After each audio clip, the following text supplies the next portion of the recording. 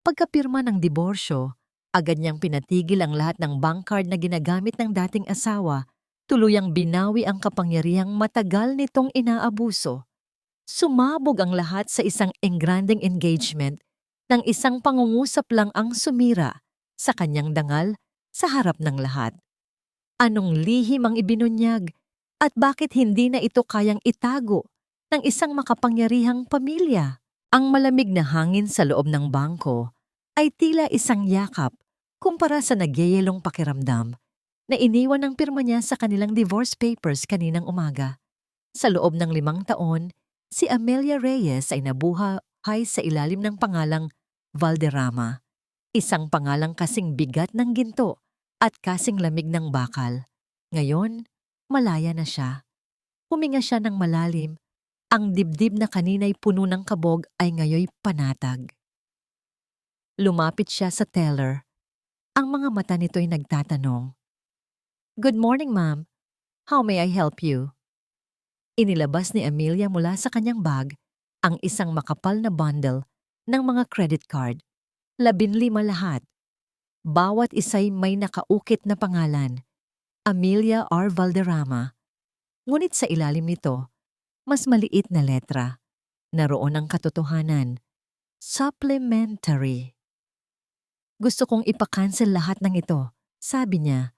Ang boses ay kalmado at buo. Walang bahid ng pag-aalinlangan. Namilog ang mga mata ng babaeng teller. "Lahat po, ma'am.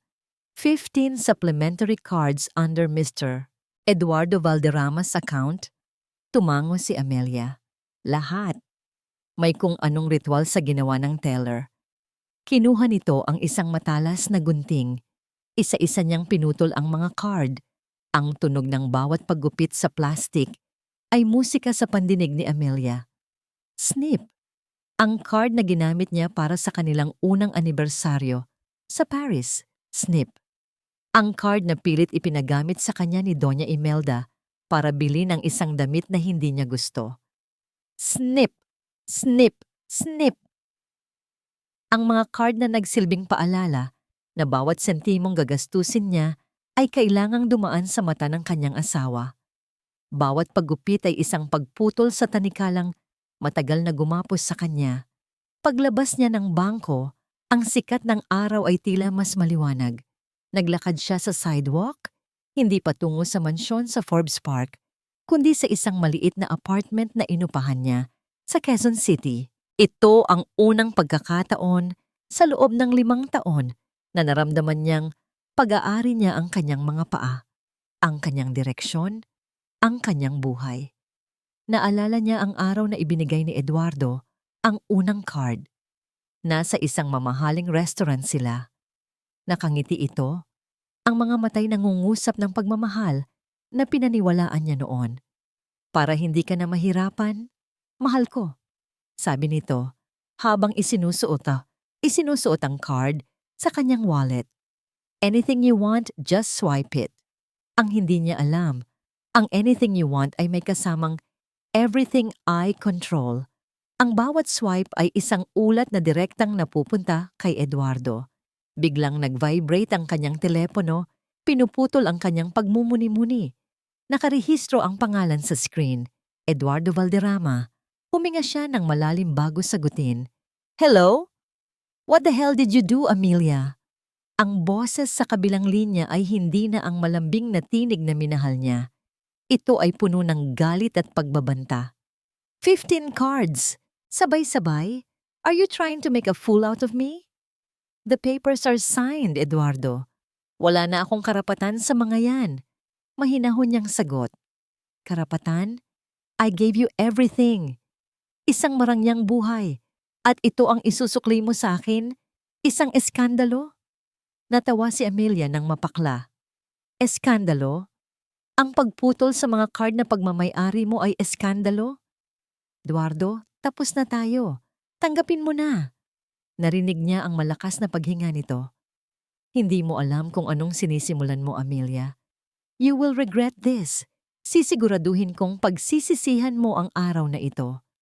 Bago pa siya makasagot, ibinaba na nito ang tawag. Hindi natinag si Amelia. Sa halip, Isang kakaibang kapayapaan ang bumalot sa kanya.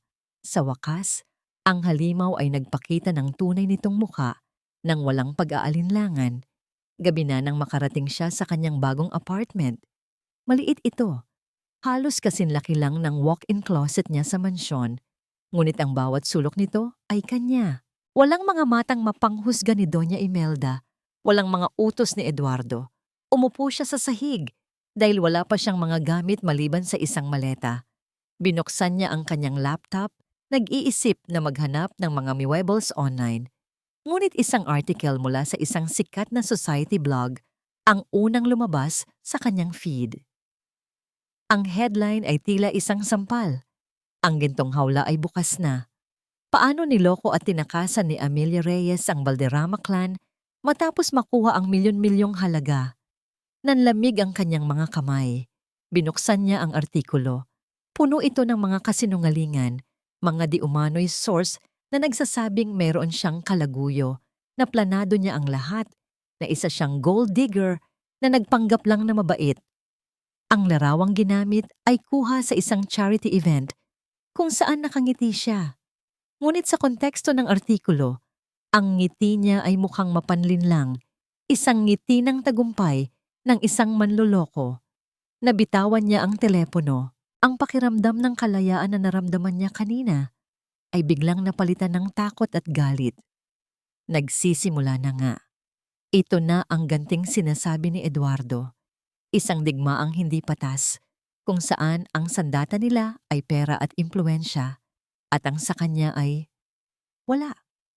Habang nakatitig siya sa kawalan, ang luhang kanina pa niya pinipigilan ay nagsimulang mamuo sa kanyang mga mata. Muling nag-vibrate ang kanyang telepono. Inisip niyang baka isa na namang tawag mula kay Eduardo o baka mensahe mula sa isang kaibigang nakabasa ng balita. Ngunit ito ay mula sa isang hindi kilalang numero. Isang text message. Binuksan niya ito, ang mga daliri nanginginig. Hindi sila titigil, pero hindi ka nag-iisa. Alam ko ang katotohanan. Hindi natulog si Amelia ng gabing iyon. Ang mensahe mula sa hindi kilalang numero ay paulit-ulit na umikot sa kanyang isipan. Isang maliit na kandila sa gitna ng isang paparating na bagyo. Ngunit sa pagpatak ng umaga, ang kandilang yun ay hinipan at tuluyang namatay. Ang artikulo sa blog ay simula pa lamang pala. Pagbukas niya ng kanyang social media, bumungad sa kanya ang isang dilubyo.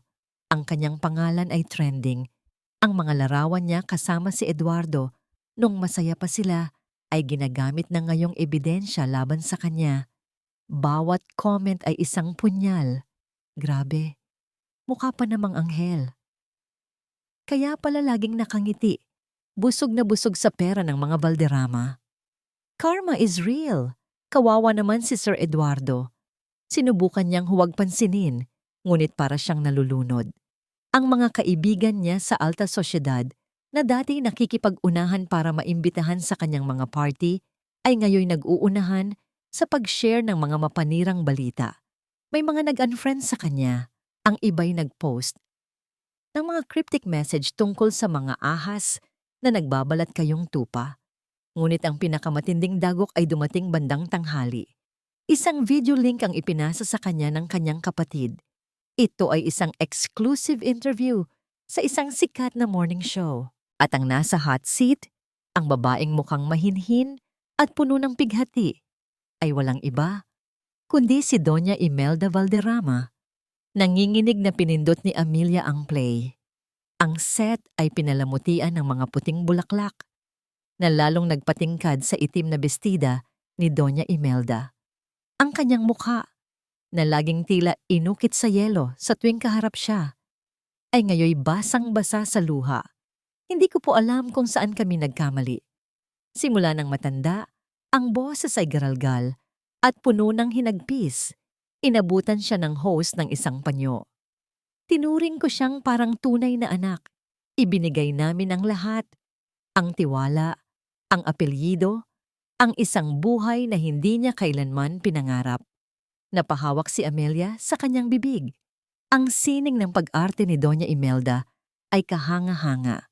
Ito ang parehong babae na minsang nagsabi sa kanya na ang pamilya Reyes ay masuwerte lang na napulot mula sa putik.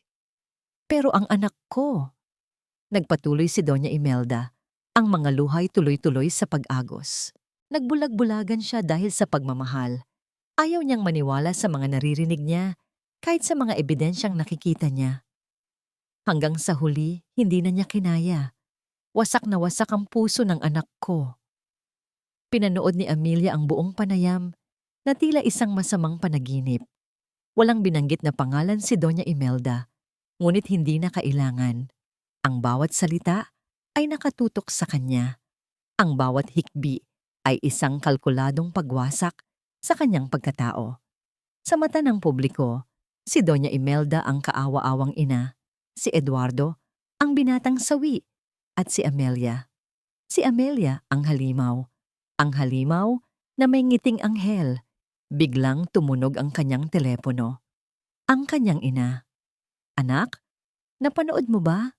Bungad ng kanyang ina, ang boses ay nanginginig. "Nay," yun lang ang nasabi ni Amelia. "Amelia, ano ba itong pinasok mo?" Ang sabi sa balita. "Anak, totoo ba? Bakit kanila sinisiraan ng ganito?" "Hindi po totoo, Nay. Kasinungalingan po lahat yan." Narinig niya ang pagbuntong hininga ng kanyang ina. "Anak, kilala ang mga Valderrama. Makapangyarihan sila. Baka naman pwede mong kausapin? Magpakumbaba ka na lang, anak. Para matapos na ito, nahihihiya na ang tatay mo sa mga kapitbahay." Ang mga salitang yon ay mas masakit pa sa libu-libong comment ng mga estranghero. Kahit kayo. "Nay, hindi kayo naniniwala sa akin?" "Naniniwala ako sa iyo, anak. Pero kailangan nating maging praktikal. Paano ka lalaban sa kanila?" Natapos ang tawag na mas lalong bigo si Amelia. Kahit ang sarili niyang pamilya ay natatakot. Kahit sila, gusto siyang sumuko. Ang pag-iisa ay tila isang malamig na kumot na bumalot sa buong niyang katawan. Kinagabihan, naubusan siya ng pagkain. Napilitan siyang lumabas para bumili sa isang kalapit na convenience store. Nagsuot siya ng hoodie at face mask, umaasang walang makakakilala sa kanya. Ngunit ang mga titig ay hindi nagsisinungaling. Nakita niya kung paano nagbulungan ang cashier at ang isa pang customer. Nakita niya ang isang lalaking pasimpleng kinukuhanan siya ng litrato gamit ang cellphone. Ang bawat kilos niya ay tila sinusuri. Bawat hakbang ay tila hinuhusgahan. Nagmamadali siyang nagbayad at halos takbuhin ang pabalik sa kanyang apartment. Pagkasara niya ng pinto, isinandal niya ang kanyang likod dito at dahan-dahang napaupo sa sahig. Doon, sa dilim ng kanyang maliit at walang laman na espasyo, sa wakas ay bumuhos ang kanyang mga luha. Wala siyang kakampi. Ang mga kaibigan ay tumalikod. Ang pamilya ay natatakot. Ang buong mundo ay humuhusga. Ang kalayaang inakala niyang nakuha niya ay isa lang palang ilusyon.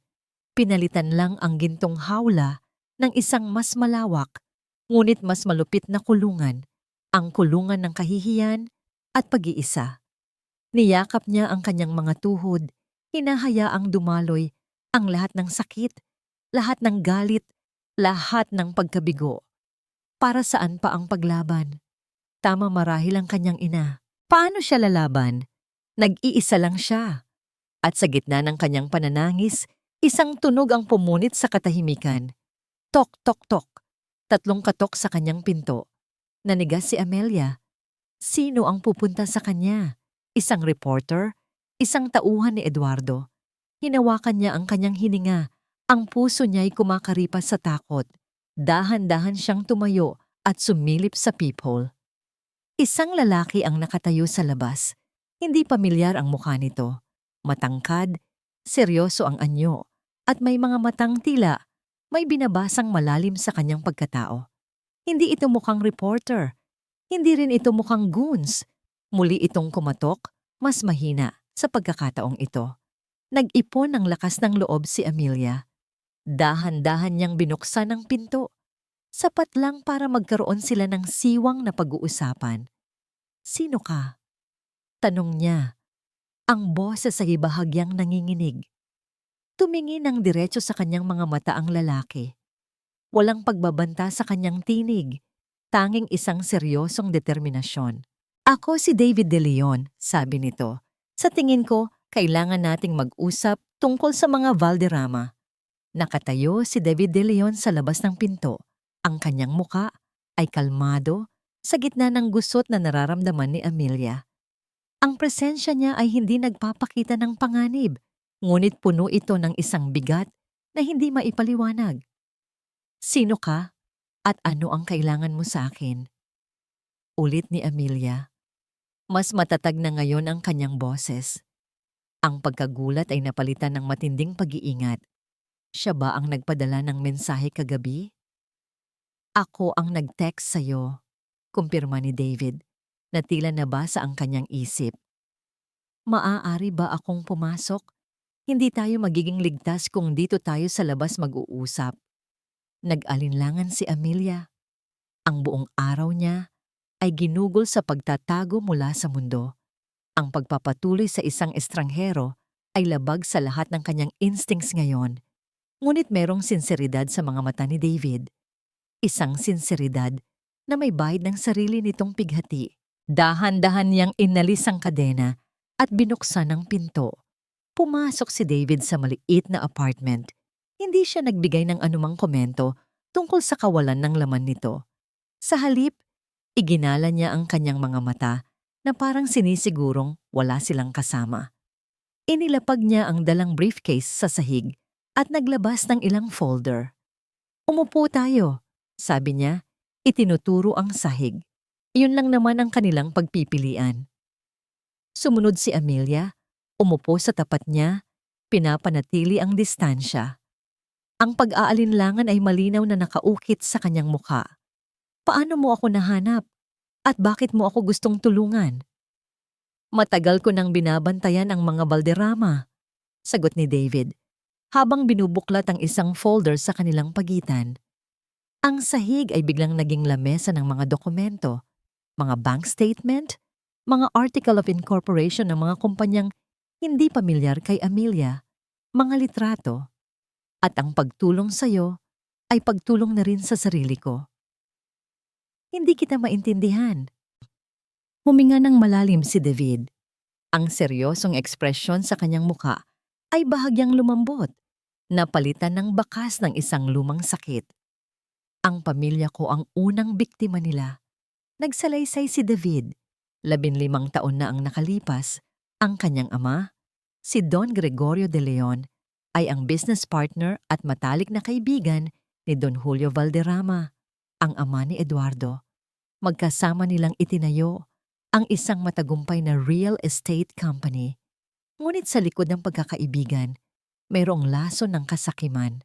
Ang mga Valderrama, sa pamumuno ng batang Doña Imelda noon, ay gumawa ng isang paraan para ilipat ang lahat ng assets ng kumpanya sa mga dummy corporations na sila ang may-ari. Isang umaga, nagising na lang kami na wala na ang lahat, sabi ni David. Ang boses niya ay halos pabulong. Naalala niya ang araw na yon.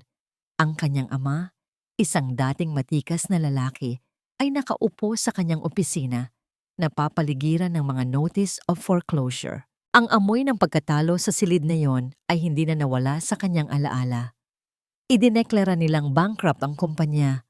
Pero ang totoo, ninakaw nila ang lahat. Sinubukan ng tatay na lumaban, pero wala siyang nagawa. Ang stress, ang kahihiyan, iyon ang pumatay sa kanya. Tinitigan ni Amelia si David. Nakita niya ngayon ang lalim ng kanyang mga mata. Hindi ito simpleng kagustuhang tumulong. Ito ay isang krusada, isang misyon na ipaglaban ang hustisyang ipinagkait sa kanyang ama. Biglang nahiya si Amelia sa sarili niyang pagdududa. "Ipagpaumanhin mo," sabi niya. "Ang nangyari sa inyo ay terrible." Tumango si Dave. "Kaya nang makita ko ang ginagawa nila sa'yo, ang parehong pattern ng paninira para pagtakpan ang sarili nilang kasalanan. Alam kong kailangan kong kumilos. Itinuro niya ang mga dokumento. Ito ang mga patunay na si Eduardo ay sangkot sa malawakang money laundering sa pamamagitan ng mga kasino. Ang mga blog at interview, diversion lang lahat yan. Habang abala ang lahat sa paghusga sa'yo, malaya siyang naglilinis ng pera. Biglang may nag-flashback sa isipan ni Amelia. Mga gabi, kung kailan ginagawang dahilan ni Eduardo ang business meetings, pero umuuwi itong amoy alak at may kakaibang kaba sa mga mata. Mga usapan sa telepono na bigla niyang pinuputol kapag papasok siya sa silid. Mga pangalang naririnig niya, offshore accounts, shell companies, na winawaksi lang niya noon bilang parte ng kanilang komplikadong negosyo. May mga naririnig nga ako noon, amin ni Amelia. Pero hindi ko pinansin. Akala ko abala lang siya. Hindi ka nag-iisa, sabi ni David. Ganyan sila kumilos. Pinapaniwala nila ang lahat sa kanilang perpektong imahe habang nabubulok sila sa loob. Tumingin siya ng diretso kay Amelia. Amelia, alam kong pagod ka na at natatakot. Pero ang katotohanan ang tanging sandata mo ngayon.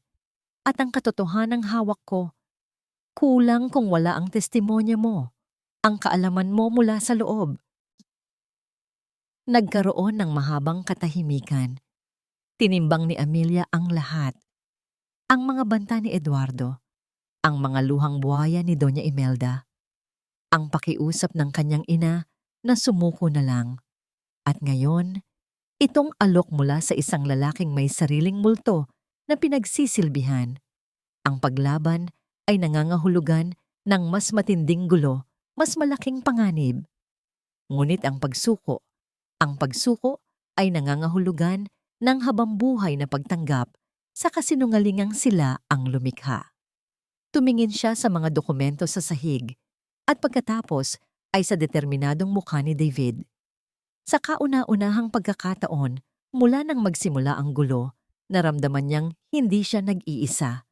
Ang pag-asa, na kanina'y tila patay na, ay nagsimulang muling tumibok.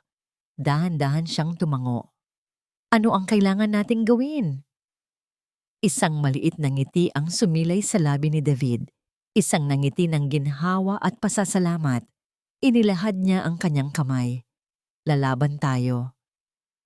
Inabot ni Amelia ang kamay nito. Ang kanilang pagpisil ay mahigpit at puno ng kahulugan. Ito ay isang selyo, isang pangako. Ang simula ng isang alyansa na yayanig sa pundasyon ng imperyo ng mga Valderrama. Binitawan ni David ang kanyang kamay at kinuha mula sa kanyang briefcase ang isang maliit, itim na USB flash drive. Inilagay niya ito sa palad ni Amelia. Ito ang unang hakbang natin, sabi ni David. Ang kanyang boses ay naging babala. Lahat ng preliminary evidence na nakuha ko ay nandyan. Pag-aralan mo. Pero mag-iingat ka, Amelia. Tumingin siya sa mga mata nito, ang kanyang tingin ay matalim. Mas mapanganib pa ito kaysa sa inaakala mo. 2 araw na ang lumipas mula nang pumasok ako sa buhay ni Amelia Reyes, ang kanyang maliit na apartment na dati simbolo ng kanyang pag-iisa ay naging aming war room. Ang sahig ay napupuno ng mga dokumento, ang hangin ay amoy kape at determinasyon. Ang gabi ay naging araw. Ang mga oras ay lumilipas na halos hindi namin namamalayan. Para sa akin, ang bawat piraso ng papel, bawat numero sa spreadsheet ay hindi lang ebidensya. Ito ay isang ladrilyo na unti-unti naming tinatanggal mula sa pader na itinayo ng mga Valderrama para pagtakpan ang kanilang mga krimen. Tingnan mo ito, David, sabi ni Amelia. Itinuturo ang screen ng laptop. Ang mga mata niya, na pagod ngunit nagliliyab, ay nakatutok sa isang listahan ng mga korporasyon. Ang Golden Phoenix Leisure Club at Viridian Holdings. Palagi kong naririnig ang mga pangalang yan sa telepono kay Eduardo. Akala ko mga lehitimong investment niya. Lehitimo sila sa papel, sagot ko, habang sinusuri ang mga bank transfer na nakuha ko. Pero ang totoo, mga shell company ito. Dito dumadaan ang milyon-milyong pisong galing sa mga VIP junket operations sa mga kasino. Pera na hindi idinedeklara, pera na ninanakaw. Humanga ako sa kanya. Ang babaeng inakala ng lahat na isa lamang palamuti ay may matalas na memorya. Ang mga pangalan, petsa at lugar na akala niya'y walang kahulugan noon ay nagiging mga susing nagbubukas ngayon ng mga nakakandadong pinto. Siya ang nawawalang piraso sa puzzle na 15 taon kong binuo. May isang pangalan na laging lumalabas sa mga dokumentong ito, sabi ko, habang hini-highlight ang isang pangalan. Arturo Santos, ang kanilang dating chief accountant. Bigla siyang tinanggal 2 taon na ang nakalipas for health reasons. Pero ang hinala ko, masyado na siyang maraming nalaman. Kailangan natin siyang mahanap, mabilis na sabi ni Amelia. Iyon ang plano. Kinabukasan, habang si Amelia ay abala sa pagtawid ng mga impormasyon, nagpaalam ako sandali. Mayroon akong isang pangakong kailangang tuparin. Ang sementeryo ay tahimik. Ang init ng araw ay sinasala ng malalaking puno ng akasya. Tumayo ako sa harap ng isang simpleng lapida na may nakaukit na pangalan, Gregorio de Leon. Tay, bulong ko, habang nililinis ang ilang tuyong dahon sa ibabaw ng marmol. Malapit na. Matagal po akong naghintay, nag-aral, nagplano, at ngayon may kasama na ako. Naalala ko ang huling araw na nakita ko siyang buhay. Nakaupo siya sa kanyang paboritong silya, ang balikat ay lupaypay, ang mga matay walang buhay. Ang dating haligi ng aming pamilya ay gumuho sa isang iglap. Ang kahihiyan na idinulot ng mga Valderrama ang unti-unting pumatay sa kanya. Hindi lang ito para kay Amelia, Tay. Para sa inyo ito. Para sa pangalan natin na dinungisan nila. Hindi ako titigil hanggang hindi sila nagbabayad. Ipinatong ko ang isang sariwang puting bulaklak sa lapida bago tumalikod. Ang pagbisitang ito ay hindi nagdulot ng kalungkutan, kundi ng panibagong lakas. Ang mga anino ng nakaraan ay hindi na nakakatakot. Sila na ngayon ang aking gabay. Pabalik ako sa kotse nang biglang mag-ring ang telepono ko. Si Amelia. Ang boses niya sa kabilang linya ay puno ng pag-aalala. David, may problema. Anong nangyari? Tumawag yung may-ari ng space na inuupahan ko para sa maliit kong flower shop. Bigla na lang daw ita-terminate ang kontrata ko. May mas magandang offer daw silang nakuha. Pero alam kong sila ang may gawa nito. Sinisira nila ang nag-iisang bagay na sinubukan kong itayo para sa sarili ko. Napahigpit ang hawak ko sa manibela. Nag-umpisa na silang gumanti. Hindi na sila kontento sa paninira sa media. Sinisimulan na nilang wasakin ang anumang kabuhayan ni Amelia. Huwag kang mag-alala, Amelia. Huwag mong hayaang makita nilang apektado ka. Sabi ko, mas lalo nating kailangang bilisan.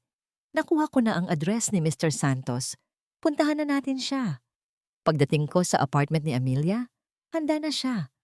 Ngunit bago kami umalis, may napansin akong isang itim na sedan na nakaparada sa kabilang kalsada. Walang sakay, pero ang pwesto nito ay kahina-hinala. Masyadong strategic. Dito ka lang, sabi ko kay Amelia. Mag-iingat tayo. Nagmaneho ako paikot-ikot sa mga kalye ng Maynila at hindi ako nagkamali. Ang itim na sedan ay sumusunod. Hindi agresibo, pero laging nasa distansya. May mga mata na sa amin. Gumawa ako ng isang biglaang liko sa isang masikip na eskinita at pinabilis ang takbo. Pagkalabas namin sa kabilang dulo, nawala na ang sasakyan sa aming likuran. Pansamantala. Nakita mo yon? Tanong ni Amelia. Ang boses ay bahagyang nanginginig. Oo, sagot ko. Alam na nilang may ginagawa tayo. Mas lalong naging apurahan ang paghahanap namin kay Mr. Santos. Pagdating namin sa address, Isang luma at maliit na apartment building sa Pasay. Agad kaming umakyat sa third floor, Unit 304. Ngunit pagdating namin sa tapat ng pinto, nanlamig kami. Bahagya itong nakaawang.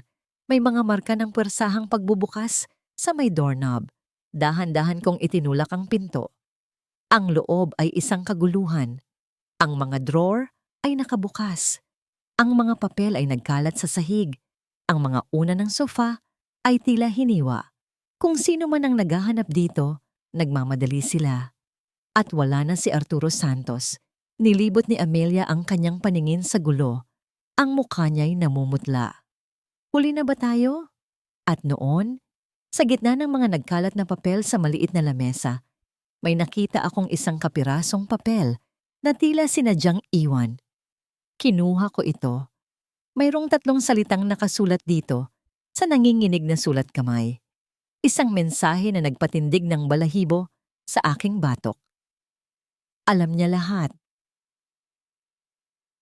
Ang 3 salitang iyon, alam niya lahat, ay tila isang yelong unti-unting gumapang mula sa aking mga kamay patungo sa aking puso.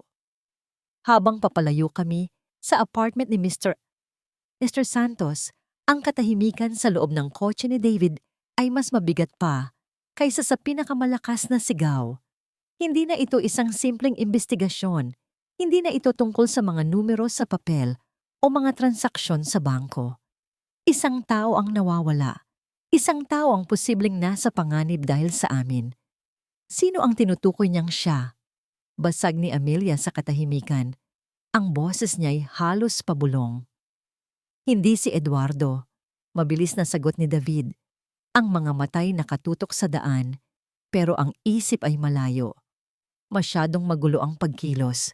Si Eduardo, kapag galit, mainit ang ulo at padalos-dalos. Ito ay kalkulado.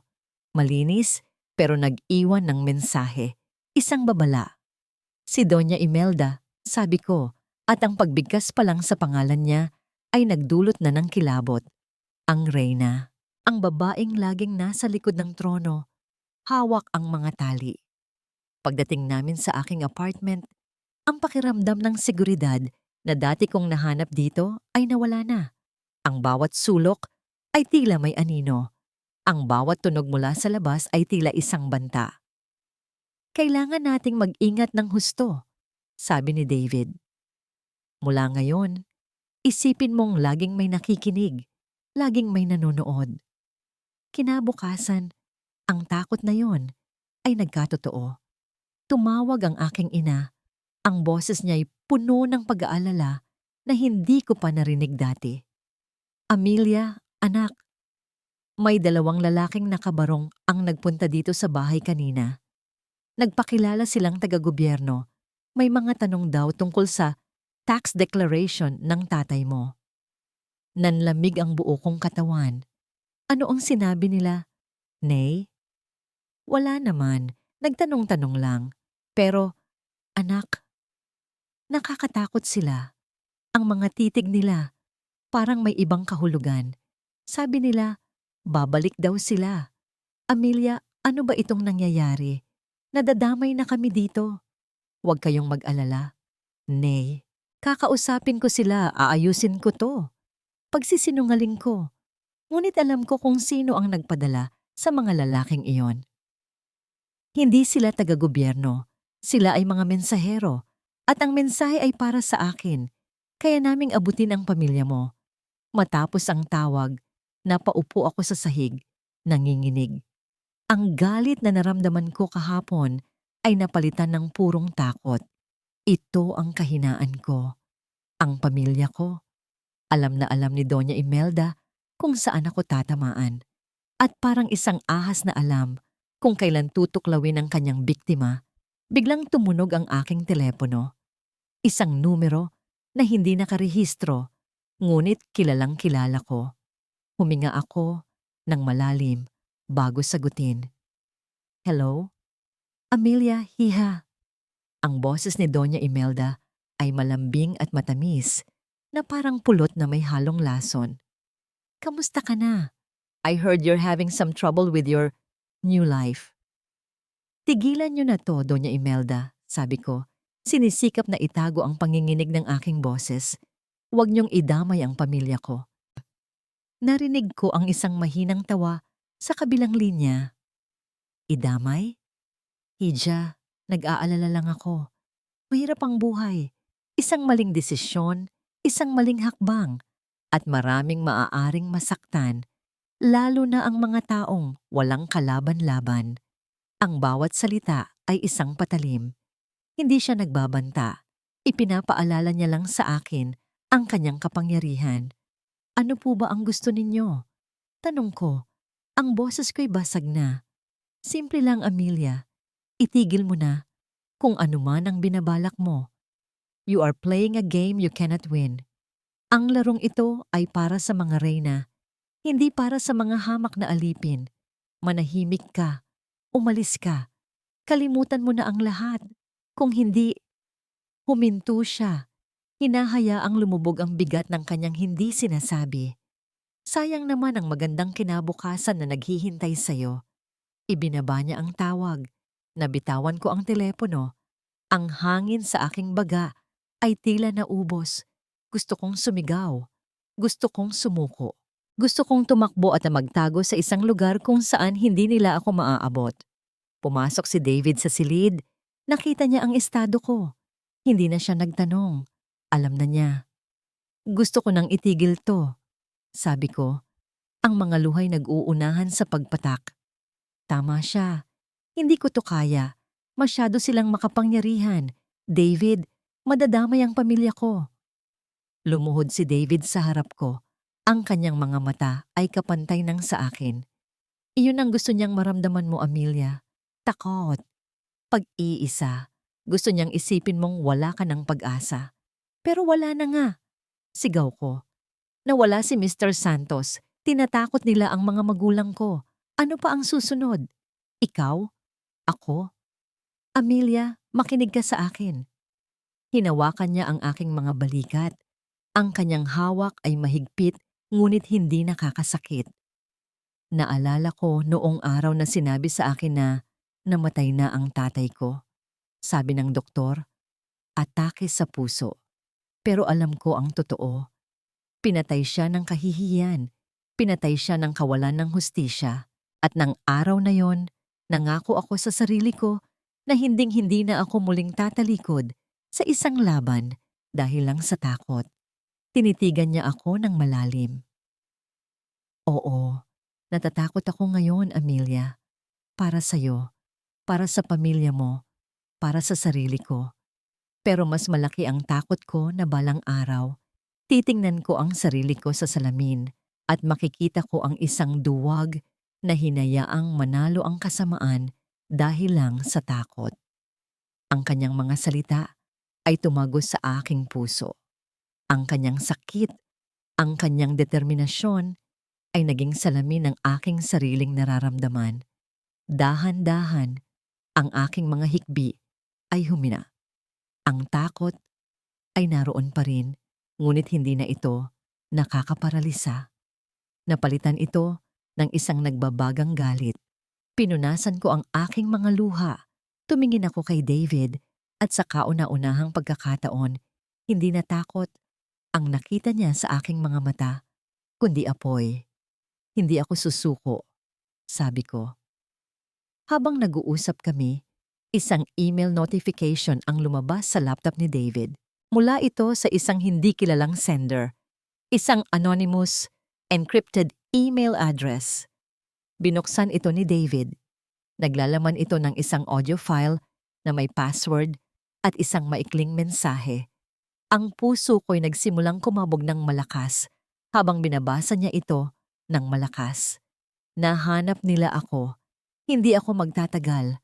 Hanapin ninyo ang papet at makikita ninyo kung sino ang humahawak ng tali.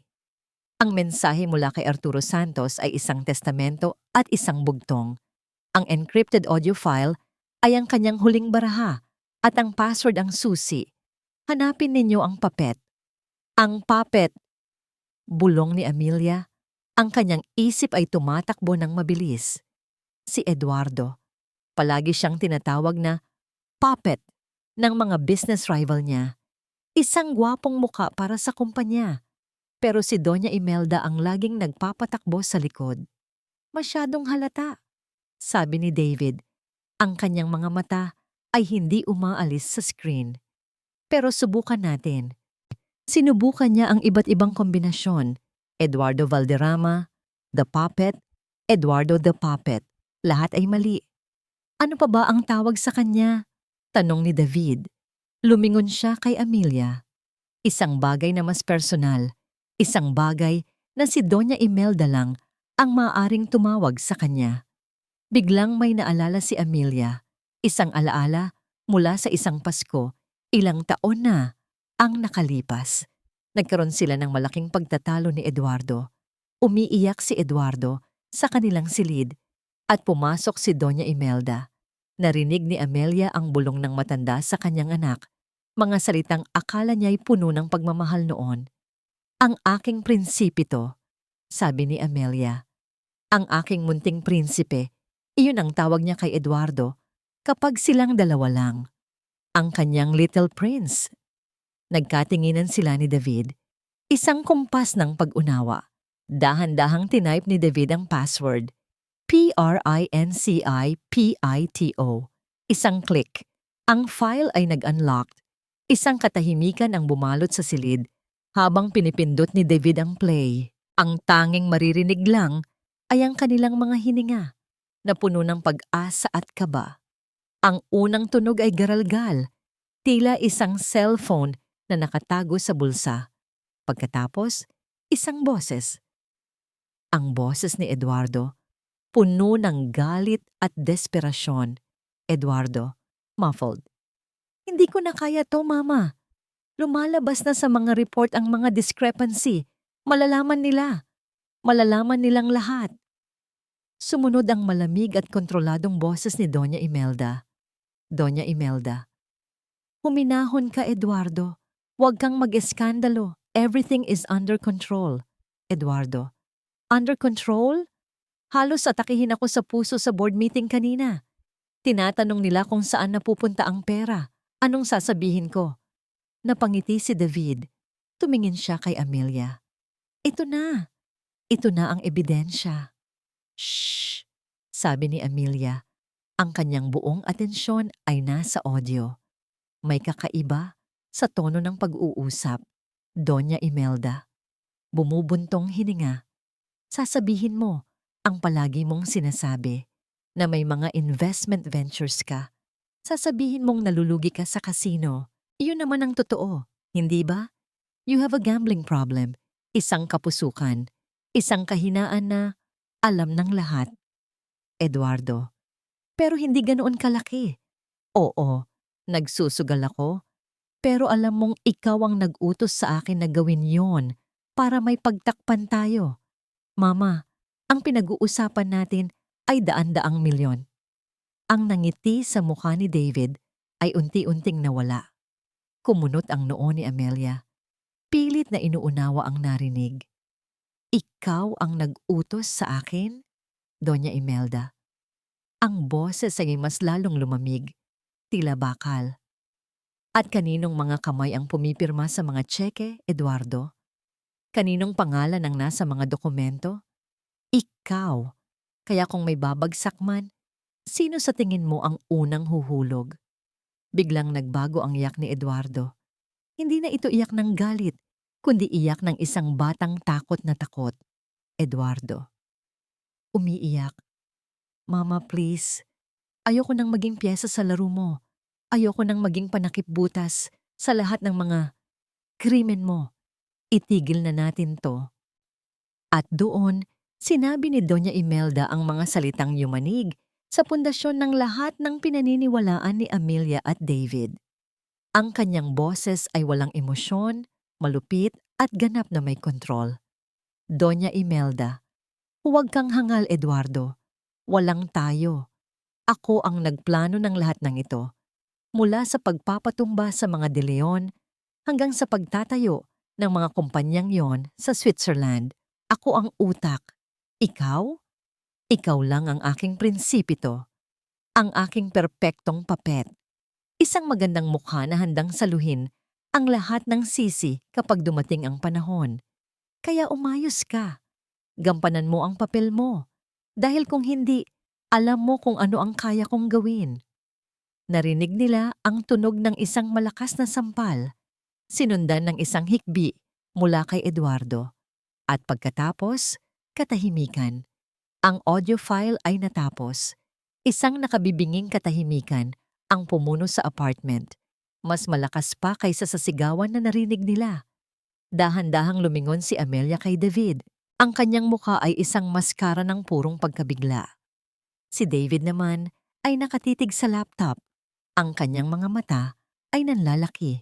Ang kanyang bibig ay bahagyang nakaawang. Ang kanilang target ay mali. Ang kanilang buong investigasyon ay nakatutok sa maling tao. Si Eduardo Valderrama ay hindi ang halimaw. Isa lang siyang biktima. Isang duwag na anak na nabuhay sa ilalim ng anino ng isang tunay na henyo ng kasamaan. Ang kanilang kaaway ay hindi lang isang mapagmataas na asawa o isang masamang ina. Ang kalaban nila ay ang arkitekto ng lahat ng ito.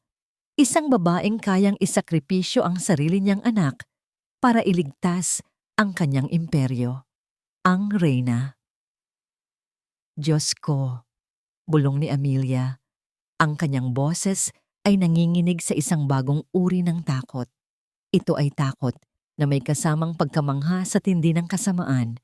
Siya ang may gawa ng lahat. Habang pinoproseso pa nila ang katotohanan ito, binanggit ni David ang isang pangalan mula sa audio. Switzerland. May binanggit siyang bangko sa Switzerland. Mabilis niyang binuksan ang isa pang file. Sinisimulang maghanap ng koneksyon. Ngunit bago pa niya magawa yon, isang malakas na tunog ang biglang yumanig sa kanilang atensyon. Click! Ang tunog ng pagpatay ng main switch ng kuryente. Ang ilaw sa apartment ay namatay. Ang humuhuning laptop ay biglang tumahimik. Ang tanging liwanag na natira ay ang malamlam na ilaw mula sa kalye sa labas ng bintana. At kasunod ng dilim, isang mas nakakatakot na tunog. Blag! Ang malakas na tunog ng kanilang pinto na puwersahang sinisira. Adrenaline. Iyon ang unang pumasok sa sistema ko. Walang oras para sa takot. Walang puwang para sa pagkabigla. Ang tunog ng nababasag na pinto ay isang hudyat. Tapos na ang pagtatago. Nagsimula na ang pangangaso. Sa likod, sigaw ko kay Amelia, kasabay ng paghila sa kanyang braso. Ang tanging daan palabas ay ang bintana sa kusina na nakaharap sa fire escape. Habang tumatakbo kami sa dilim, narinig namin ang pagpasok ng 2 o 3 mabibigat na lalaki. Hindi sila nagsasalita. Ang tanging maririnig lang ay ang kalabog ng kanilang mga bota at ang tunog ng mga bagay na hinahagis habang hinahanap kami. Sa isang iglap, habang tinutulungan ko si Amelia na akyatin ang bintana, naisip ko ang laptop, ang USB, ang nag-iisang kopya ng audio recording nasa lamesa na iwan. Ang ebidensya. Bulong ni Amelia, ang kanyang mga matay puno ng panghihinayang. Hayaan mo na, sabi ko. Ang aking boses ay mariin. Mas mahalaga ang buhay natin. Aalis na tayo. Nang makalabas kami sa fire escape, ang malamig na hangin ng gabi ay sumalubong sa amin. Mula sa ibaba, ang ingay ng Maynila ay tila isang malayong ugong.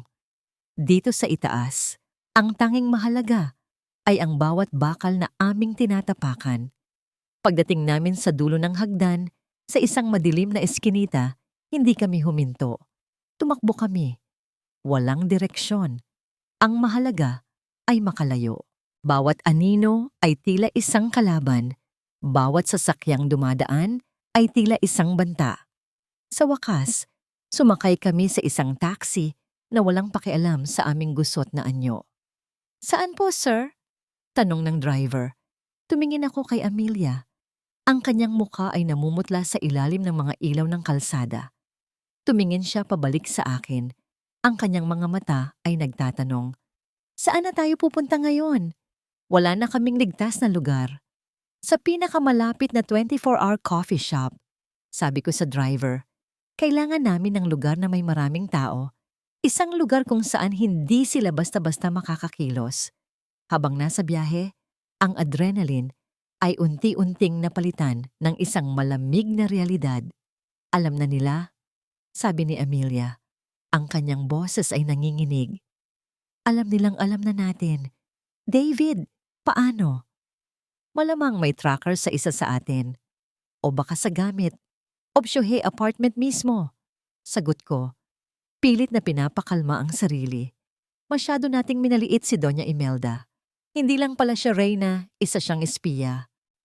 Pagdating namin sa coffee shop, umupo kami sa isang sulok na kitang-kita ang pinto.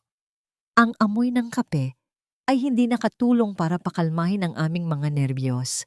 Ang natitira na lang sa amin ay ang mga damit na suot namin at ang kaalaman na nagbago sa lahat. Nawala na lahat, sabi ni Amelia. Ang kanyang mukha ay nakasubsob sa kanyang mga palad. Ang audio file, ang mga dokumento, wala na tayong panlaban.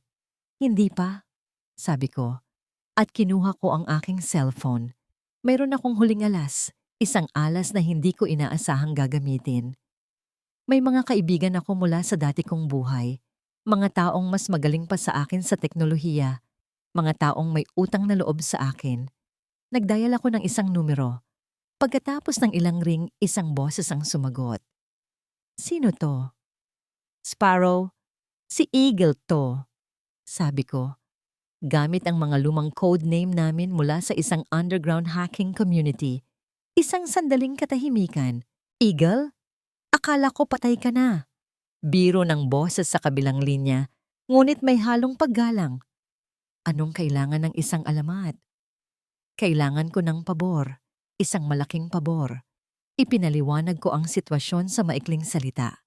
Ang Valderrama Corporation, isang audio file na kailangang i-recover mula sa isang nasirang laptop at ang pangalan ng isang bangko sa Switzerland na binanggit ni Doña Imelda. Delikado yan, Eagle, sabi ni Sparrow. Ang mga Valderrama ay hindi biro. Pero, para sa'yo, sige, ibigay mo sa akin ang lahat ng detalye. Pagkatapos ng tawag, isang maliit na sinag ng pag-asa ang bumalik sa amin. Ngunit alam kong ang larong ito ay pumasok na sa isang bagong yugto. Hindi na ito laro ng ebidensya. Ito na ay laro ng pusa at daga. At kami ang daga. Kailangan nating magtago, sabi ko kay Amelia. Walang hotel, walang apartment ng kakilala. Kailangan natin ng lugar na hinding-hindi nila maiisip. Nag-isip ako, at isang lugar ang pumasok sa aking isipan. Isang lugar na puno ng mga alaala. Isang lugar na matagal ko nang tinalikuran. Isang lumang bahay ng aking lola sa probinsya. Isang oras mula sa Maynila. Nakatago at halos nakalimutan na. Pero bago kami makarating doon, kailangan muna naming makalabas ng syudad nang hindi napapansin. Gagamitin natin ang kaalaman mo sa kanila, sabi ko kay Amelia. Ikaw ang nakakaalam ng kanilang mga kilos, ng kanilang mga gawi. Isipin mo, kung ikaw si Doña Imelda, ano ang susunod mong gagawin? Tumingin sa akin si Amelia. Ang takot sa kanyang mga mata ay unti-unting napalitan ng isang matalas na pag-iisip. Ang babaeng nasanay na maging palamuti ay nagsisimula nang maging isang estratehista. Hindi niya ako hahayaang makatakas, sabi ni Amelia. Ipapabantay niya ang lahat ng bus terminal, ang airport. Iisipin niyang tatakbo ako. Pero may isang bagay siyang hindi alam tungkol sa akin. Ang aking kahinaan. Ang pamilya mo, sabi ko. Eksakto. Iisipin niyang uuwi ako sa probinsya namin para magtago sa kanila. Doon niya itutuon ang kanyang mga mata. Isang plano ang nabuo sa aming mga isipan. Isang mapanganib na plano. Gagamitin natin yan bilang pain, sabi ko. Pero paano? Kailangan nating makakuha ng access sa kanilang mga sistema para malaman natin kung saan sila nakatingin. Tumingin ako sa aking cellphone. At doon papasok si Sparrow, pero kailangan niya ng isang bagay mula sa loob, isang gateway. Biglang nanlaki ang mga mata ni Amelia. Ang opisina. Ang opisina ni Doña Imelda, may isang private network access point doon na direktang kumokonekta sa kanilang main server sa bahay. Masyadong delikado ang pumasok doon, sabi ko. Pero yun lang ang paraan, giit niya. Napatingin ako sa labas ng bintana ng coffee shop. Ang syudad ay abala pa rin. Walang kamalay-malay sa digmaang nangyayari sa aming munting mundo. Ang aming kalaban ay isang reyna na may walang katapusang yaman at tauhan. Kami naman ay dalawang pugante na may iisang cellphone at isang desperadong plano. Ang laro ng pusa at daga ay nagsimula na. At para manalo, ang daga ay kailangang pumasok sa lungga ng pusa. Sigurado ka ba dito, Amelia? Tanong ni David sa 10 beses. Nasa loob kami ng kanyang luma at hindi rumehistradong kotse, nakaparada sa isang madilim na kanto. Tanaw ang kumikinang na entrance ng isang mamahaling restaurant sa Makati. Ito lang ang paraan, sagot ko, habang inaayos ang hikaw sa aking tainga. Ang babaeng nakatingin sa akin mula sa salamin ay hindi ang Amelia na nagtatago sa takot. Nakasuot ako ng isang eleganteng itim na bestida, isa sa mga huling natirang gamit ko mula sa dati kong buhay. Ang aking buhok ay maayos na nakapusod at ang aking mukha ay may magaang na kolorete para itago ang aking pagod. Kailangan kong ilabas si Eduardo sa Valderrama Building at ito ang alam kong kahinaan niya. Ang plano ay simple ngunit delikado. Tatawagan ko si Eduardo at hihilingin na makipagkita para sa isang kasunduan. Sasabihin kong suko na ako at handang pirmahan ang isang non-disclosure agreement kapalit ng isang malaking halaga. Alam kong hindi siya makakatanggi. Ang kanyang ego, ang kanyang pagnanais na makita akong sumusuko sa kanyang harapan ay masyadong malakas. Habang abala siya sa akin, si David, sa tulong ng mga blueprints ng gusali inanakuha ni Sparrow, ay papasok sa opisina ni Doña Imelda para isaksak ang isang maliit na device sa kanyang network port. Ang device na yon ang magiging tulay ni Sparrow papasok sa kanilang sistema. May 5 minuto ka lang, David. Paalala ko. Mula sa oras na umupo kami, 5 minuto. Pagkatapos noon, gagawa ako ng eksena at aalis. Ang mag-alala ka ay ang sarili mo. Sabi niya, ang kanyang mga mata ay puno ng pag-aalala. Huwag kang magtitiwala sa kanya, kahit 1 segundo. Huminga ako ng malalim at kinuha ang aking telepono. Nag-dial ako. Hello? Sagot ng boses ni Eduardo. May halong pagkagulat at inis. Eduardo? Ako to, sabi ko. Ang boses ko'y sinadya kong gawing mahina at pagod. Pagod na ako, Eduardo. Tama ka. Hindi ko kayo kaya. Gusto ko nang makipag-ayos. 1 sandaling katahimikan. Narinig ko ang mahinang nangisi sa kabilang linya. Alam kong babalik ka rin sa akin. Sabi niya, puno ng pagmamayabang. Magkita tayo. Sa Laser, ngayon na. Pag-usapan natin ang mga kondisyon. Bakit hindi na lang dito sa opisina? Ayoko. Mabilis kong sagot. Ayokong makita ang mama mo. Tayong 2 lang. Kung hindi, kalimutan mo na. Ilang segundo pa ng pag-aalinlangan at sa wakas, pumayag siya. Fine. 30 minutes. Pagbaba ko ng tawag, tumingin ako kay David. Oras na. Tumango siya. Mag-iingat ka, Amelia. Inabot niya sa akin ang isang maliit na butones na mukhang palamuti sa damit. Panic button. Pindutin mo kung magkakaproblema. Makikita ko ang lokasyon mo. Idinikit ko ito sa ilalim ng aking kwelyo at lumabas ng kotse. Ang paglalakad papasok sa restaurant ay parang paglalakad sa isang entablado. Bawat hakbang ay mabigat. Ang mga pamilyar na mukha ng mga waiter Ang marangyang paligid. Lahat ay paalala ng buhay na tinalikuran ko. Nakita ko agad si Eduardo. Nakaupo siya sa aming dating paboritong mesa, nakadekwatro, mukhang hari na naghihintay sa kanyang alipin.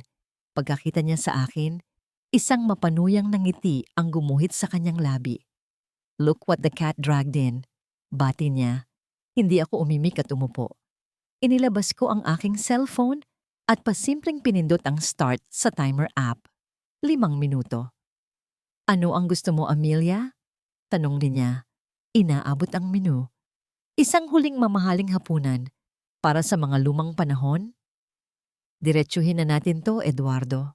Sabi ko. "Magkano ang halaga ng aking katahimikan?" Natawa siya. "Akala ko ba matapang ka? Akala ko lalaban ka? Anyari sa lahat ng ebidensya mo." Ang bawat salita niya ay isang insulto, ngunit tiniis ko.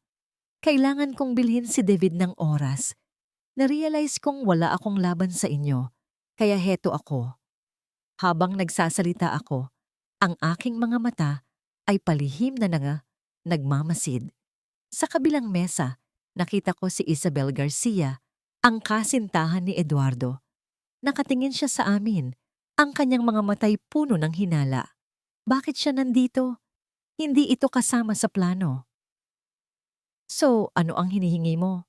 Tanong ni Eduardo. Tila naiinip na. Tumingin ako sa aking relo. 3 minuto na ang nakalipas. 10 milyon, sabi ko. Isang numerong sapat na malaki para pag-isipan niya. Tumawa ulit si Eduardo. "You wish. Pero sige, pagbibigyan kita. 1 million at isang tiket paalis ng bansa. Take it or leave it." Sa kabilang banda ng restaurant, nakita kong tumayo si Isabel. Naglakad siya papalapit sa banyo, ngunit ang kanyang mga mata ay hindi inaalis sa amin. Pagdaan niya sa likod ni Eduardo, may ibinulong siya. Nakita ko ang bahagyang pagbabago sa ekspresyon ni Eduardo. Ang pagmamayabang ay napalitan ng pagdududa. Tumingin ako sa aking relo. 4 minuto. "Sige, 1 million, sabi ko. Kailangan ko na itong tapusin. Ngunit huli na. Nag-vibrate ang telepono ni Eduardo. Tiningnan niya ito. Isang text message. Bigla siyang tumayo. Ang kanyang mukha ay puno ng galit. "Anong laro to, Amelia?" Sigaw niya. Sapat na para makuha ang atensyon ng lahat sa restaurant. "Security just called. May intruder sa opisina ng mama." Nanlamig ang aking dugo. Nahuli na sila. Nahuli na si David. "Hindi ko alam ang sinasabi mo." Tanggi ko. Tumatayo na rin.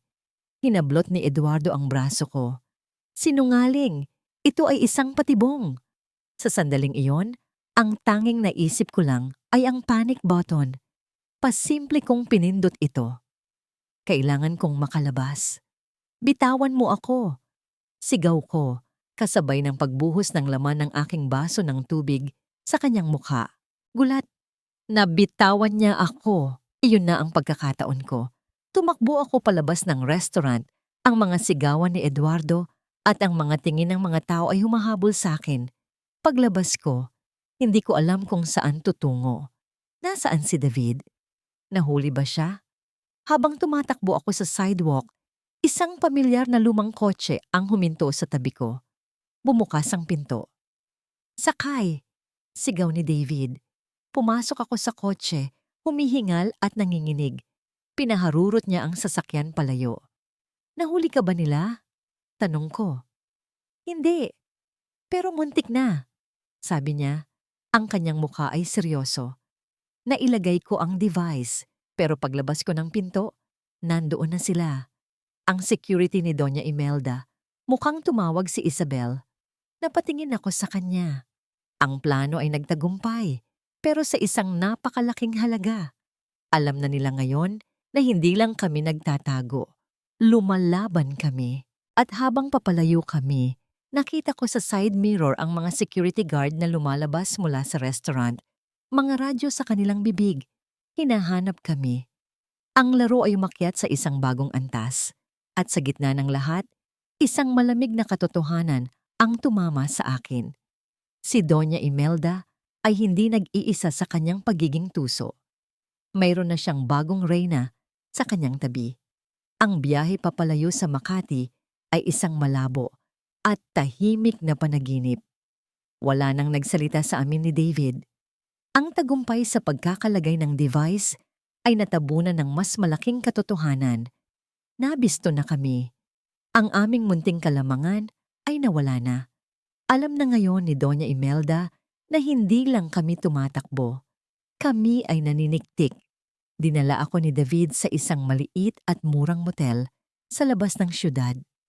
Isang lugar na walang pangalan, kung saan ang mga tao ay hindi nagtatanong.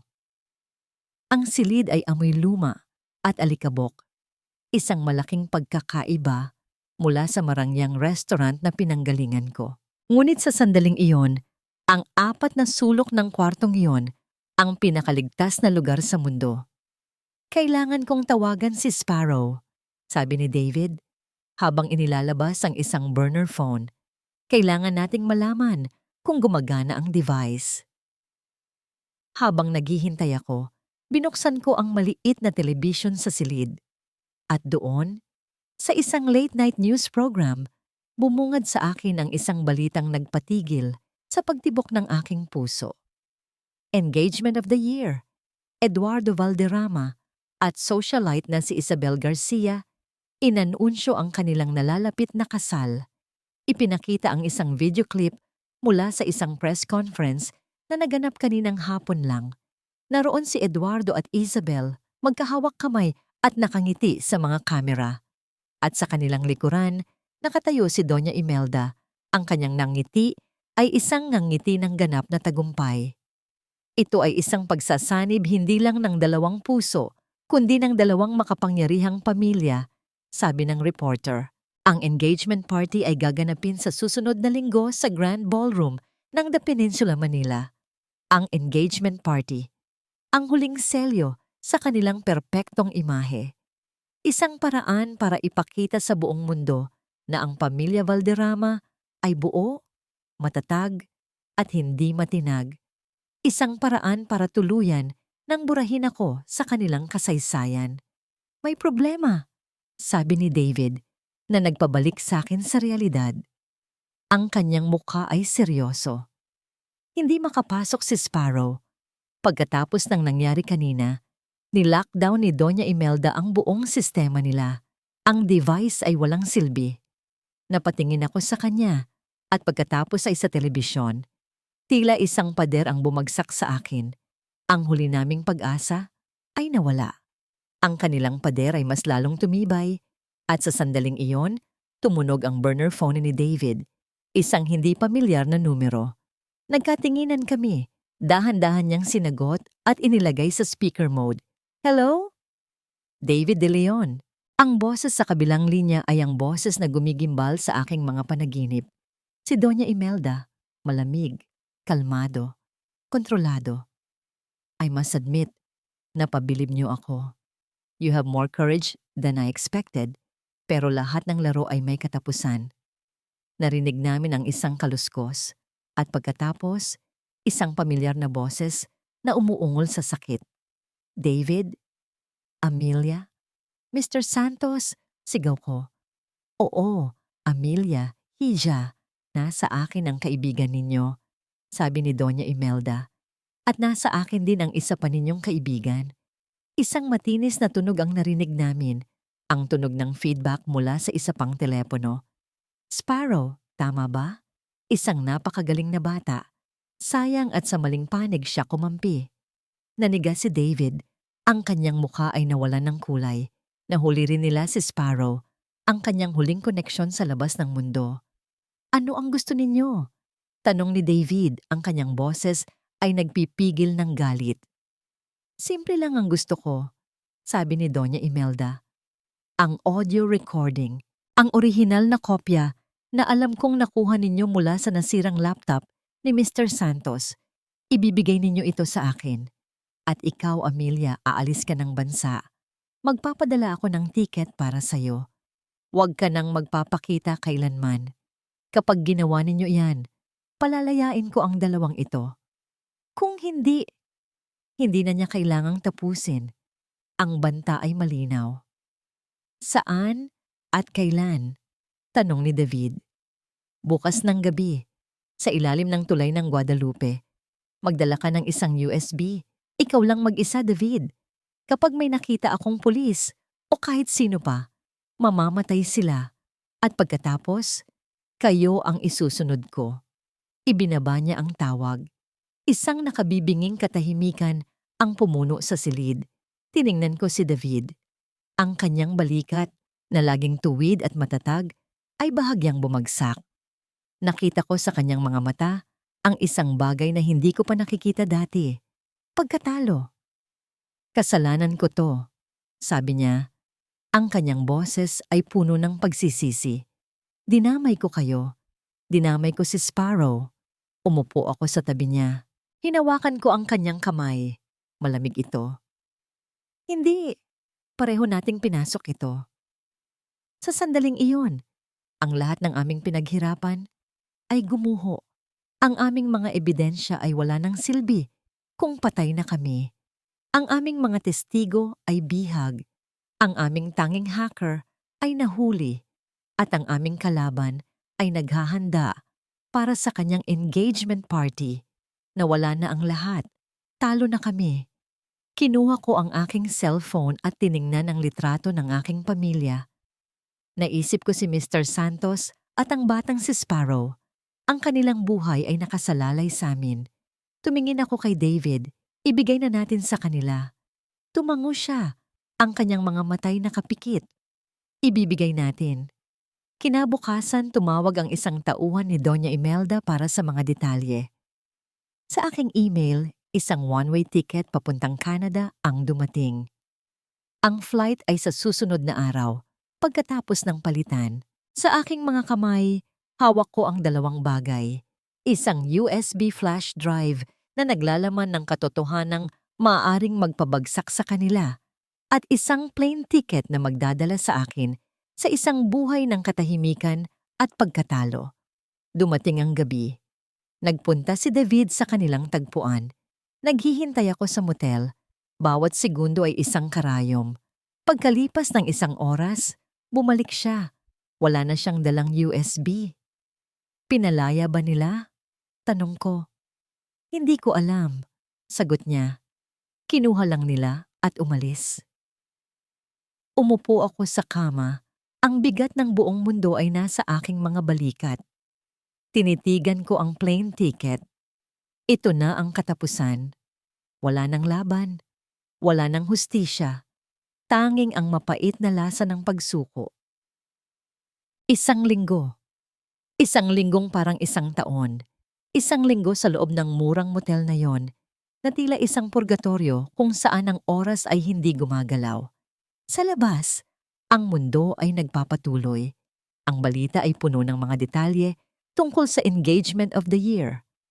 Ang mga balderrama ay muling nasa itaas, mas nagniningning kaysa dati. Ako na naman, nakatingin lang sa plane ticket sa ibabaw ng maliit na mesa. Ang flight ko ay kinabukasan na.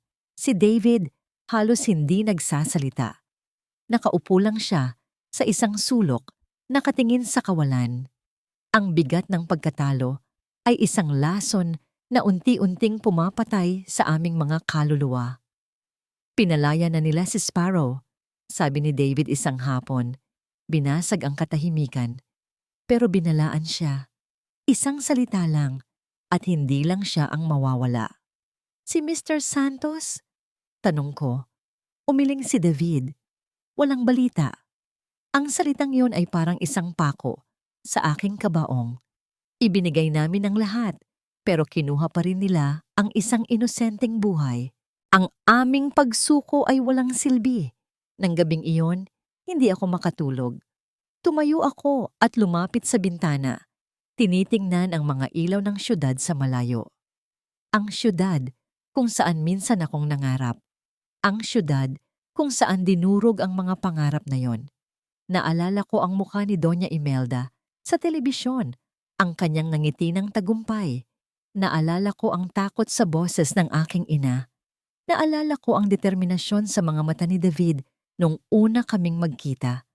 At naalala ko ang pangako niya sa kanyang ama. Lahat ng yon para lang sa wala? Hindi. Isang bagay ang biglang nag-iba sa loob ko. Hindi ito tapang. Hindi ito pag-asa. Ito ay isang bagay na mas simple at mas dalisay. Pagtanggi. Pagtangging hayaan silang manalo. Pagtangging maging biktima habang buhay. Lumingon ako kay David. Ang anino sa kanyang mukha ay mas madilim pa kaysa sa gabi. David, sabi ko, ang aking boses ay kalmado na ngayon na may kakaibang linaw. Tumingin siya sa akin. Ang USB na ibinigay mo sa kanila. Isang kopya lang, sabi niya, na tila alam na ang nasa isip ko. Mayroon akong isa pa. Itinago ko bilang insurance. Hindi! Sabi ko, isang maliit na ngiti ang sumilay sa aking mga labi. Ang unang ngiti sa loob ng isang linggo. Hindi lang yun. Ang USB na ibinigay mo sa kanila ay blanco. Napatingin sa akin si David. Ang kanyang mga matay nagtatanong. Bago ka umalis noon, pagpapatuloy ko. Habang naliligo ka, pinagpalit ko ang mga USB. Ang ibinigay mo sa kanila ay isang walang lamang drive na binili ko sa convenience store. Ang tunay na kopya, ang kopya na naglalaman ng audio file at lahat ng dokumento na nakuha mo bago ka mahuli ay nasa akin. Kinuha ko mula sa sikretong bulsa sa loob ng aking pitaka ang isang maliit na memory card. Hindi isang USB. Isang bagay na mas maliit, mas madaling itago.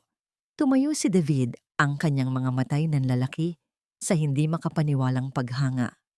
Amelia, akala ko, para lang sa seguridad, sabi ko. Pero ngayon, alam ko na kung para saan ito. Ito ang ating huling baraha.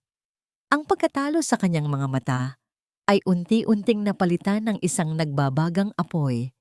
Ang haligi ay muling tumayo ng tuwid. Pero paano? Tanong niya. Alam na nila ang mga mukha natin. Bawat galaw natin, binabantayan. Eksakto, sabi ko. Inaasahan nilang tatakbo ako. Inaasahan nilang magtatago ka. Ang hindi nila inaasahan ay sasalakay tayo sa pinakakampanteng lugar para sa kanila.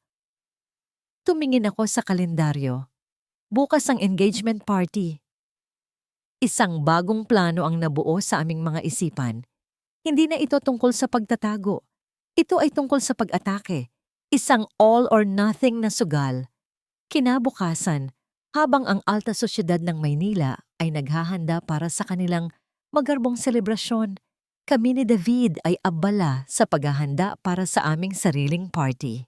Tinawagan ko ang nag-iisang tao sa media na alam kong may integridad, isang batang investigative journalist na minsan kong tinulungan sa isang charity case. Hindi ko sinabi ang lahat, ngunit sapat lang para makuha ang kanyang interes. Magpunta ka sa The Peninsula Manila mamayang gabi.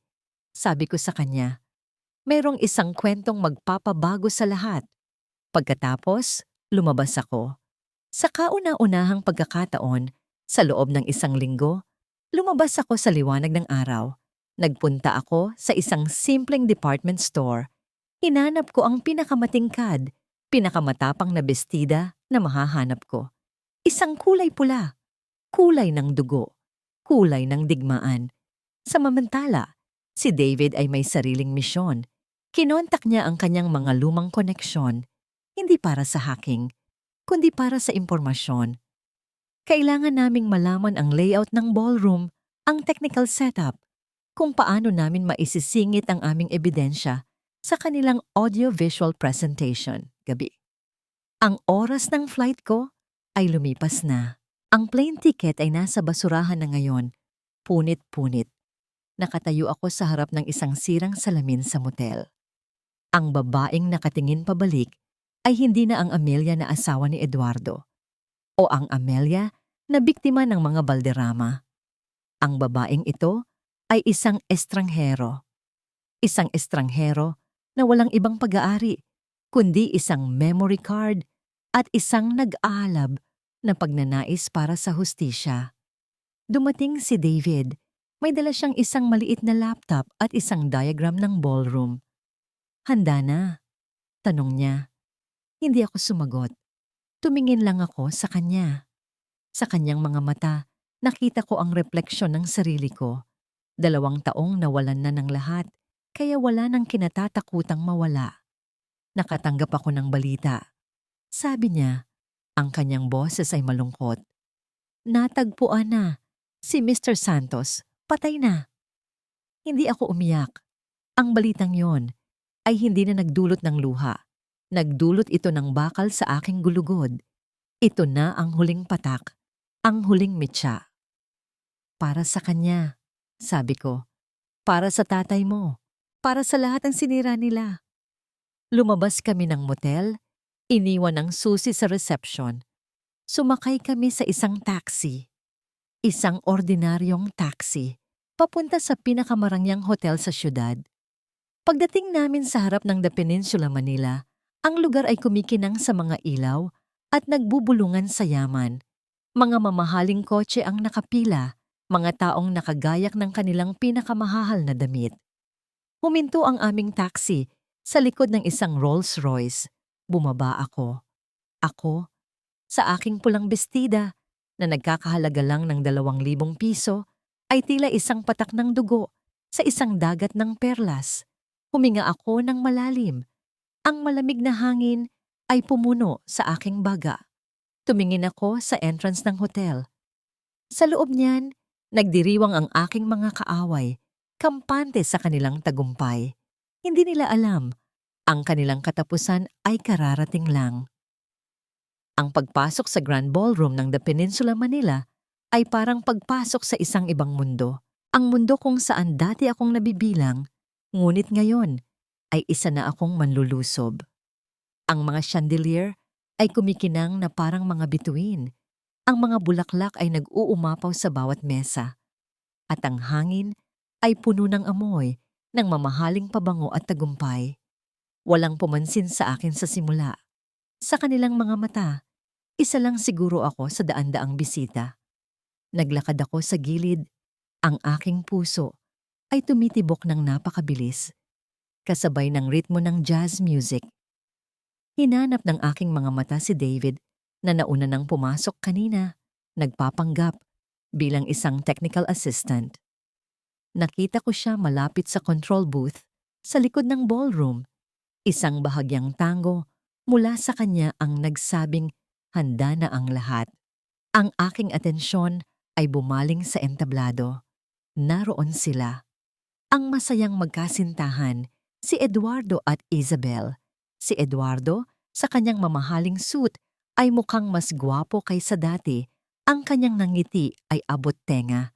Si Isabel, sa kanyang puting gown, ay parang isang prinsesa. At sa tabi nila, ang reyna ina, si Doña Imelda Valderrama. Nakasuot siya ng isang makinang na gown, ang reyna ng gabi, ang reyna ng kanyang perpektong mundo. Nagsimula ang programa. Isang sikat na host ang umakyat sa entablado. Nagbibigay puri sa power couple ng taon. Sinundan ito ng mga talumpati mula sa kanilang mga maimpluwensyang kaibigan. Ang lahat ay perpekto, isang perpektong kasinungalingan. At pagkatapos, ang sandaling hinihintay ng lahat, ang audiovisual presentation. Isang video na magpapakita ng love story ni na Eduardo at Isabel. Ito na. Ito na ang hudyat. Nagsimulang magdim ang mga ilaw. Ang malaking projector screen sa likod ng entablado ay umilaw. Nagsimula ang video sa mga matatamis na larawan ng dalawa. Naglalakbay, tumatawa, naghahalikan. Ang mga bisita ay napapabuntong hininga sa kilig. Pinindot ko ang isang maliit na remote control sa aking palad. Isang device na ibinigay sa akin ni David. Isang click. Sa screen, ang larawan ni Isabel ay biglang nag-glitch. Napalitan ito ng isang itim na screen. Isang sandaling katahimikan at pagkalito ang bumalot sa ballroom. Narinig ko ang pagmumura ng technical director. At pagkatapos, isang boses ang pumuno sa buong silid. Ang boses ni Eduardo, puno ng desperasyon, mula sa audio recording ni Mr. Santos. Hindi ko na kaya to, Mama. Malalaman nila. Isang kolektibong gasp ang narinig mula sa mga manonood. Sa entablado, ang nangiti ni Eduardo ay naglaho, napalitan ng purong gulat. Tumingin siya sa kanyang ina, ang kanyang mga matay ng lalaki. Ang malamig na boses ni Doña Imelda ang sumunod. Huminahon ka, Eduardo. Sasabihin mong nalulugik ka sa kasino. Isang kahinaan na alam ng lahat. Nagsimulang magbulungan ang mga tao. Ang kanilang mga muka, na kanina'y puno ng paghanga, ay ngayoy puno ng pagkalito at hinala. Kasabay ng audio, sa screen, nagsimulang lumabas ang mga dokumento, ang mga bank statement mula sa Switzerland, ang mga pangalan ng kanilang mga shell company, ang mga larawan ng mga orihinal na dokumento na nagpapatunay sa panloloko nila sa mga De Leon. Ang lahat ng ebidensya ipinapakita sa harap ng buong alta sosyedad ng Maynila. Ang sigaw ni Eduardo sa audio ay umalingaw-ngaw. Mama, please. Ayoko nang maging piyesa sa laro mo. Ayoko nang maging panakipbutas sa lahat ng mga krimen mo. Sa puntong yon, ang bulungan ay naging isang malakas na ugong. Ang mga cellphone ay nagsimulang maglabasan, nagre-record. At para sa grand finale, ang pinakamalupit na salita mula kay Doña Imelda. Ako ang nagplano ng lahat ng ito. Ikaw lang ang aking prinsipito, ang aking perpektong papet. Kasabay ng salitang papet, ang audio ay huminto. Ang screen ay naging itim. At isang spotlight ang biglang bumukas. Nakatutok hindi sa entablado, kundi sa akin. Habang dahan-dahan akong naglalakad, papunta sa gitna. Lahat ng mata ay nasa akin. Ang katahimikan ay nakabibingi. Magandang gabi sa inyong lahat, sabi ko.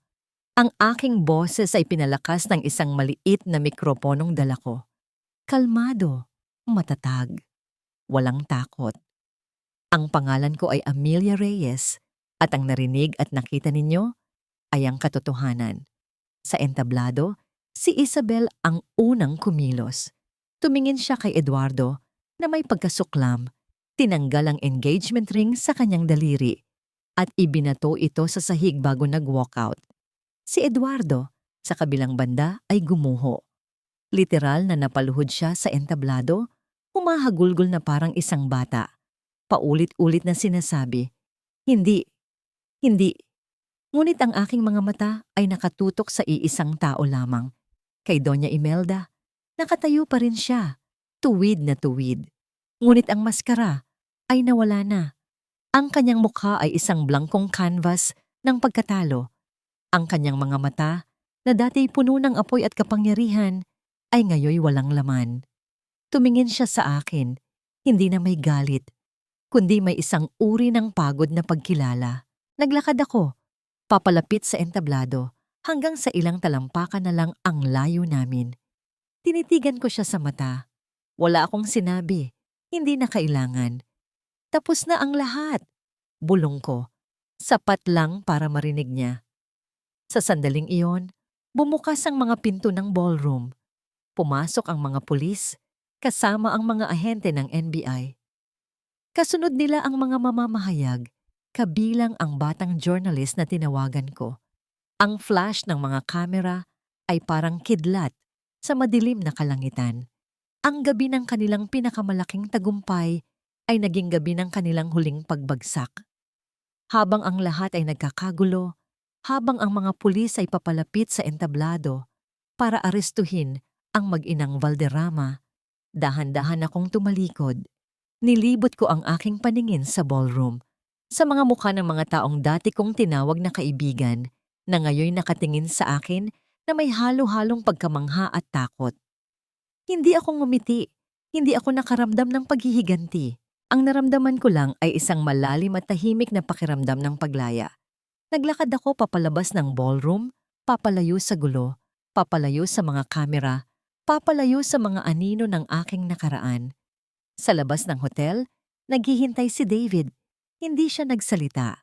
Tumingin lang siya sa akin at sa kanyang mga mata, nakita ko ang lahat. Pasasalamat, paggalang, at hustisya para sa kanyang ama. Habang naglalakad kami palayo sa kumikinang na gusali, hindi na ako lumingon pa. Ang imperyo ay bumagsak na at sa wakas, malaya na ako. 6 na buwan. 6 na buwan ang lumipas mula sa gabing iyon na yumanig sa Maynila. Ang balita tungkol sa pagbagsak ng imperyo ng mga Valderrama ay naging pambansang usap-usapan sa loob ng ilang linggo. Ang kanilang paglilitis ay dinumog ng media.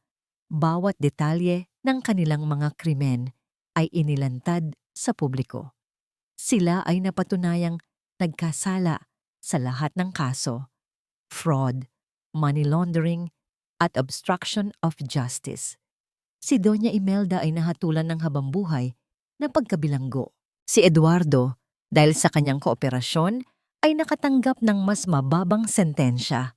Ang kanilang mga ari-arian ay kinumpiska ng gobyerno. Ang pangalang Valderrama, na dati simbolo ng kapangyarihan, ay naging simbolo na ngayon ng kahihiyan. Ngunit ang lahat ng iyon ay ingay na lamang mula sa isang malayong mundo para sa akin. Nakatayo ako ngayon sa loob ng aking munting flower shop sa isang tahimik na bayan sa tabi ng dagat sa La Union. Ang pangalan nito ay Pag-asa. Ang hangin ay amoy alat at bulaklak. Ang tunog ng mga alon ang nagsisilbing musika sa aking bawat araw. Dito, hindi ako si Amelia Reyes, ang dating Mrs. Valderrama. Dito, ako lang si Leah, ang babaeng nag-aayos ng mga bulaklak. Isang customer ang pumasok, isang batang babae na namimili ng bulaklak para sa kanyang ina. Nginitian ko siya habang tinutulungan ko siyang pumili ng mga pinakasariwang rosas. Sa simpleng sandaling iyon, nakaramdam ako ng isang kaligayahang hindi kayang bilhin ng lahat ng pera ng mga Valderrama. Ang kaligayahan ng isang simpleng buhay na pinili ko para sa aking sarili. Isang araw, habang nagdidilig ako ng mga halaman sa labas ng shop, isang pamilyar na kotse ang huminto. Bumaba. Mula rito si David De Leon. Mas payat siya ng kaunti, ngunit ang bigat na dati nakapasan sa kanyang mga balikat ay wala na. Ang kanyang mga mata, na dati laging seryoso, ay mayroon ng bahid ng kapayapaan. Bagay sa iyo ang probinsya, bati niya, habang papalapit. Ngumiti ako. Bagay din sa iyo ang hustisya. Naglakad-lakad kami sa dalampasigan habang papalubog ang araw. Ang kalangitan ay kulay kahel at rosas. Nagkwentuhan kami tungkol sa mga nangyari. Naibalik na sa pamilya De Leon ang ilang mga ari-arian na ninakaw sa kanila. Itinayo muli ni David ang kanilang kumpanya, ngunit sa tamang paraan na ngayon bilang parangal sa kanyang ama. Salamat, Amelia, sabi niya sa gitna ng aming paglalakad. Sa lahat. Salamat din, David, sagot ko. Hindi ko magagawa ang lahat ng ito kung wala ka. Walang namagitang romansa sa amin. Ang aming ugnayan ay mas malalim pa roon. Ito ay isang koneksyon na isinilang mula sa pinagsamahang sakit, pinagtibay ng iisang layunin, at selyado ng paggalang. Kami ay mga sundalong magkasamang lumaban sa isang digmaan, at ngayon, pareho na kaming nakahanap ng kapayapaan sa aming sariling paraan. Habang naglalakad kami, isang telebisyon mula sa isang maliit na kainan sa tabi ng daan ang nakakuha ng aming atensyon. Ipinapakita nito ang isang footage mula sa huling araw ng paglilitis. Isang close-up shot sa mukha ni Doña Imelda habang inilalabas siya ng courtroom. Ang kanyang mukha ay walang emosyon, ngunit sa kanyang mga mata, mayroong isang bagay na nakita ko. Hindi pagsisisi, kundi pagkapagod. Ang pagod ng isang reyna na nawalan ng kaharian. Hindi ako nakaramdam ng galit. Hindi rin ako nakaramdam ng awa. Ang naramdaman ko lang ay pagtatapos.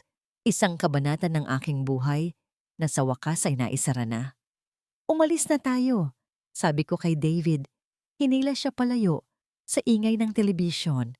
Bago siya umalis, iniabot niya sa akin ang isang sobre. Mula sa pondo ng mga Valderrama na na-recover. Paliwanag niya, bahagi mo ito. May karapatan ka dito. Tiningnan ko ang sobre, ngunit hindi ko ito kinuha. Hindi ko kailangan yan, David. Ang kailangan ko, nasa akin na. Itinuro ko ang aking flower shop, ang dagat, ang tahimik na paligid. Ngumiti si David. Alam ko, pero isipin mo na lang itong bayad para sa isang nasirang flower shop noon. Sa huli, tinanggap ko ito hindi para sa sarili ko, kundi para sa mga pangarap na gusto ko pang buuin para sa iba. Pinanood ko ang kanyang kotse habang papalayo ito hanggang sa maging isang maliit na tuldok na lang sa abot tanaw. Hindi ako nakaramdam ng lungkot. Ang aming kwento ay tapos na, ngunit ang aming pagkakaibigan ay mananatili. Naiwan akong mag-isa sa dalampasigan. Ang araw ay tuluyan ng lumubog. Hinarap ko ang karagatan at ipinikit ang aking mga mata. Dinama ko ang dampi ng hangin sa aking muka, ang hangin ng kalayaan. Ang tagumpay ko ay hindi ang pagbagsak ng imperyo ng Valderrama. Ang tagumpay ko ay hindi ang pagbabalik ng aking pangalan. Ang tunay na tagumpay ay ang paghahanap sa sarili ko muli. Ang pagtuklas na ang aking halaga ay hindi nakasalalay sa apelyidong dala ko, sa kayamanang nakapaligid sa akin, o sa lalaking nasa tabi ko. Ang aking halaga ay nasa loob ko. Sa simula ng katahimikan, sa wakas, natagpuan ko ang aking tunay na pag-asa. Sa pagtatapos ng kwentong ito, malinaw na ang katotohanan ay maaaring ipagpaliban, pero hinding-hindi kailanman tuluyang maitatago. Ang panlilinlang, pang-aabuso, at kasakiman, kahit balutin pa ng pera at kapangyarihan, ay may hangganan. Sa oras na may isang taong tumindig, naglakas loob, at piniling ipaglaban ang sarili, kusa ring guguho ang kasinungalingang itinayo sa loob ng maraming taon.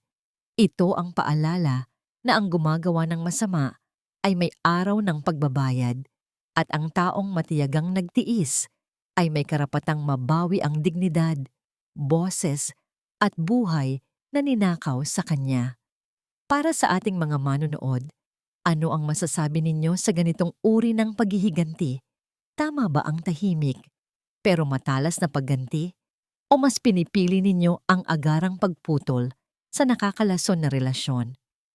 Kung kayo ang nasa sitwasyong yon, paano ninyo ipaglalaban ang sarili ninyo?